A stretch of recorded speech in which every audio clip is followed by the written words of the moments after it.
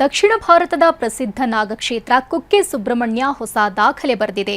2025-26ನೇ ಸಾಲಿನಲ್ಲಿ ಆದಾಯ ಗಳಿಕೆಯಲ್ಲಿ ದಾಖಲೆ ಬರೆದಿದೆ. ರಾಜ್ಯದಲ್ಲೇ ಸಿರಿವಂತ ದೇಗುಲ ಅನ್ನೋ ಹಿರಿಮೆಗೆ ಕುಕ್ಕೆ ಪಾತ್ರವಾಗಿದೆ.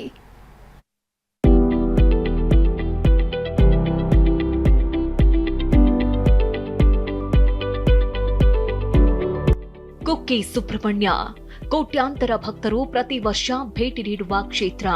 ನಾಗದೋಷಕ್ಕೆ ಪರಿಹಾರ ನೀಡುವ ಶಕ್ತಿ ಕ್ಷೇತ್ರ. ದಕ್ಷಿಣ ಕನ್ನಡ ಜಿಲ್ಲೆಯ ಕಡಬ ತಾಲೂಕಿನ ಕುಕ್ಕೆ ಸುಬ್ರಹ್ಮಣ್ಯಕ್ಕೆ ದೇಶದ ಮೂಲೆ ಮೂಲೆಗಳಿಂದ ಭಕ್ತರು ಬರ್ತಾರೆ.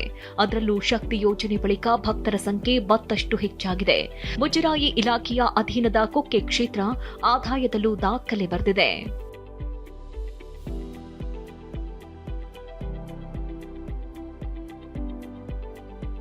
ರಾಜ್ಯದ 10 ಶ್ರೀಮಂತ ದೇಗುಲ.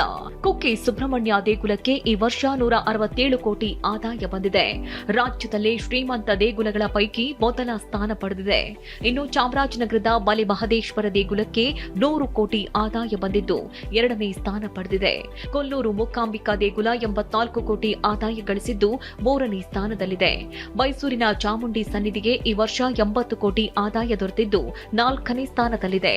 ಸವದತ್ತಿ ರೇಣುಕಾ ಯಲ್ಲಮ್ಮ ದೇಗುಲಕ್ಕೆ 31 ಕೋಟಿ ಆದಾಯ ದೊರಕಿದ್ರೆ ನಂಜನಗೂಡು ಶ್ರೀಕಂಠೇಶ್ವರ ಸನ್ನಿಧಿ 29 ಕೋಟಿ ಗಳಿಸಿದೆ. ಉಳಿದಂತೆ ಯಡಿಯೂರು ಸಿದ್ದಲಿಂಗೇಶ್ವರ ದೇಗುಲ 27 ಕೋಟಿ, ಕೊಪ್ಪಳ ಹುಲಿಗೆಮ್ಮ ದೇವಿ ಸನ್ನಿಧಿ 19 ಕೋಟಿ, ಮಂದಾರ್ತಿ ದುರ್ಗಾ ಪರಮೇಶ್ವರಿ ದೇಗುಲ 18 ಕೋಟಿ ಹಾಗೂ ಘಾಟಿ ಸುಬ್ರಹ್ಮಣ್ಯ ದೇಗುಲ ಈ ವರ್ಷ 14 ಕೋಟಿ ಆದಾಯ ಗಳಿಸಿದೆ. ಆದಾಯ ಗಳಿಕೆಯಲ್ಲಿ ಪ್ರಥಮ ಸ್ಥಾನದಲ್ಲಿರುವ ಕುಕ್ಕೆ ಸುಬ್ರಹ್ಮಣ್ಯ ದೇಗುಲ ಸರ್ಪ ಸಂಸ್ಕಾರ, ಆಶ್ಲೇಷ ಬಲಿ ಸೇರಿದಂತೆ ವಿವಿಧ ಸೇವೆಗಳಿಂದಲೇ 64 ಕೋಟಿಗೂ ಹೆಚ್ಚು ಹಣ ಗಳಿಸಿದೆ. ಕಾಣಿಕೆ ಹುಂಡಿಯಿಂದ 24 ಕೋಟಿ ರೂಪಾಯಿ, ಸಾಮಾನ್ಯ ಕಾಣಿಕೆಯಿಂದ 5 ಕೋಟಿ ರೂಪಾಯಿ, ಹೂಡಿಕೆ ಮೇಲಿನ ಬಡ್ಡಿಯಿಂದ 49 ಕೋಟಿ ದೊರೆತಿದೆ. ಅಲ್ಲದೆ ಬಾಡಿಗೆ, ಕೃಷಿ ತೋಟದ ಉತ್ಪನ್ನ, ಅನ್ನ ಸಂತರ್ಪಣೆ ನಿಧಿ ಹೀಗೆ ಹಲವು ಮೂಲಗಳಿಂದ ಕೋಟ್ಯಾಂತರ ರೂಪಾಯಿ ಹರಿದು ಬಂದಿದೆ. ಈ ಮೂಲಕ 15 ವರ್ಷಗಳಿಂದ ಆದಾಯ ಗಳಿಕೆಯಲ್ಲಿ ಅಗ್ರ ಸ್ಥಾನ ಕಾಯ್ದುಕೊಂಡಿದೆ. ಅಶೋಕ್, ಟಿವಿ9 ಮಂಗಳೂರು.